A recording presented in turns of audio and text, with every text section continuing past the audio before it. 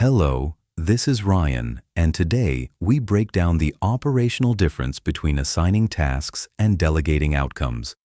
Most founders think they have a delegation problem. They don't. They have a task assignment problem. It's the reason your team is stuck in a micromanagement loop, the reason your Slack is constantly pinging with minor questions, and why execution stalls the second you step away from your desk. Here is the ultimate diagnostic test for your operations. If you disappear for 2 weeks with zero cell service, does the work continue to move forward, or does it pile up waiting for your approval? If it piles up, you haven't built a team. You've built a group of highly paid assistants waiting for their next instruction. Here is how this usually plays out. You need a new client onboarding process set up. You pull your operations lead into a meeting. Instead of handing them the objective, you spend 20 minutes mapping out the exact steps. You tell them to use a specific software. You tell them to structure the welcome email exactly like the one you wrote 3 years ago. You tell them to CC you on the first 5 clients. You aren't handing over responsibility. You are handing over a manual. And when you write the recipe step by step, you remain entirely responsible for the taste of the meal. If the process fails, the team member won't feel responsible because they were just following your exact orders. This architecture does not scale. If you are constantly defining the steps, your company's output is permanently capped by your personal cognitive bandwidth. The root cause of this friction is a fundamental confusion between output and outcome. Output is motion. Outcome is the destination. Writing an email sequence is just a task. Generating 50 qualified leads is the outcome. Migrating to a new CRM is merely an activity. Reducing data entry errors to absolute zero is the actual goal. When you delegate outputs, you are merely transferring labor. You are renting their hands. When you delegate outcomes, you transfer ownership. You are leveraging their brains. If your team is only executing your tasks, they can't make judgment calls on the ground when things go wrong.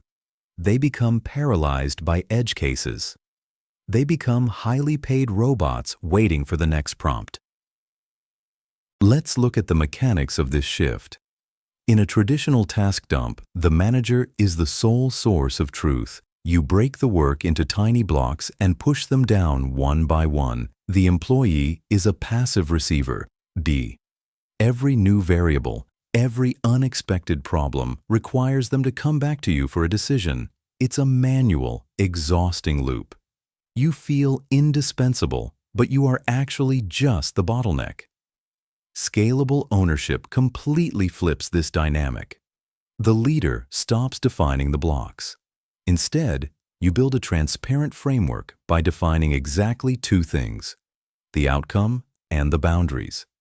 You say, here is the exact binary result we need to achieve by the end of Q3, and here are the constraints. Boundaries are the most critical part of this equation. Without boundaries, outcome delegation turns into chaos. You need to give them the sandbox. What is the maximum budget they can spend without asking? What is the hard deadline? Which legacy clients are they absolutely not allowed to touch?